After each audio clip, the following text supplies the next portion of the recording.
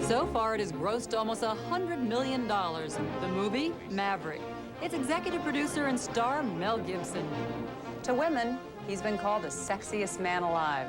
To men, he's the man every guy wants to be. He's kept us in suspense. He's made us laugh.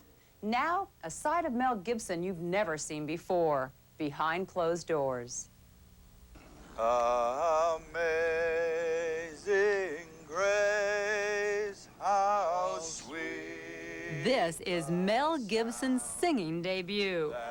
You're actually looking at one of the first rough cuts from the film.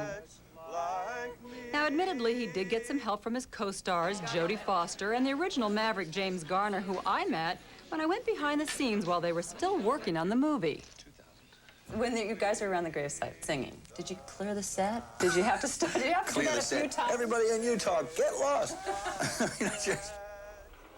I caught up with Mel while he was working on the final cut of the movie. And as you'll see, he was a little self-conscious about his new role as a singer. I asked them to bring a cubicle tiled box with a shower head in so that I could feel at home while I sang. So you sing in the shower? Like the rest Everybody of us? does, yeah. Yeah, well, so, all right, I walk into your bathroom in the morning. Yeah. I'd ask you to leave. And before you notice me, and before you notice that I was there, what would I catch you singing? Oh, God. There's got to be a good music. Now, what would I catch you singing? Probably Puccini's Greatest Hits or something, you know, probably. Are you serious? Well, I try, you know. I mean, it doesn't come off like Pavarotti, believe me. It's a long way from that. Give me 3 notes that we'd hear in the shower. 3 notes? Yeah. Well, it depends on how hot the water is and It's a great shower, It's Mel. a great shower? Never mind it. I got a worse voice than Lee Marvin, and he's dead. Did you have to learn any special tricks, though? Oh, yeah. I had to learn how to flick the cards and all those gun stuff, you know, the gun tricks. If I'd have tried to face you down, I mean, what chance would I have had? Absolute 0. None, whatever. Was that fast? When the filming was completed, Mel had one last singing engagement. Not in the Old West, but in Nashville, Tennessee, behind the guarded gates of singer Amy Grant's farm, deep inside the recesses of her recording studio, and finally up in the loft of her barn. Mel joined 20 of country's biggest stars and James Garner. Together, they made a music video benefiting the Pediatric AIDS Foundation.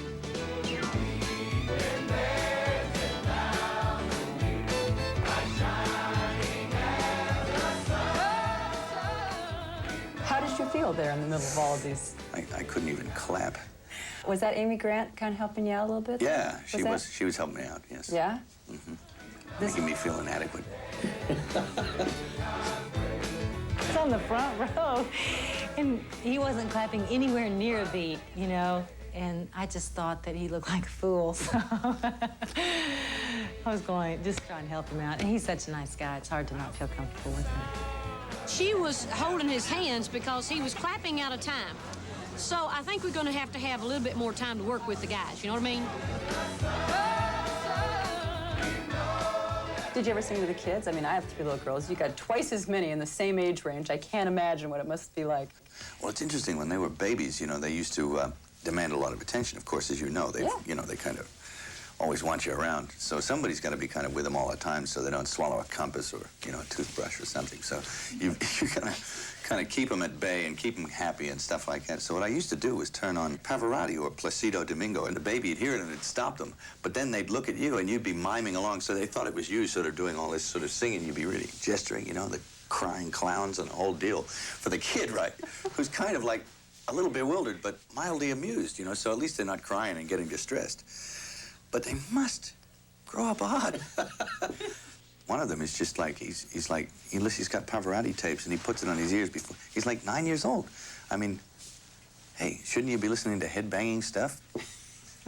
I mean, I would.